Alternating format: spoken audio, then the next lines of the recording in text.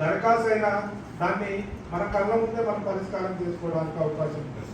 చాలా మంది దరఖాస్తుదారులు కూడా సెక్షన్ 271 ప్రకారం మేము సమాచారాన్ని రికార్డులను తనిఖీలు చేస్తాము, ఆ రికార్డు పనులను మేము తనిఖీలు చేస్తామని దరఖాస్తుదారులు పెట్టుకున్న క్రమంలో మనం దాన్ని చాలా మంది పిఏఓస్ దాన్ని యాక్సెప్ట్ చేయరు సెక్షన్ 271. ఎందుకంటే నేరుగా వచ్చి మన రికార్డులను, నేరుగా వచ్చి మన పనులను, నేరుగా వచ్చి మన యొక్క జరిగిన ఒడిదుడుగులను, లోపాలను మన ముందు ఏదో జరిగిపోతుంది అనేది చాలా మంది అపోహపడుతూ ఉంటుంది.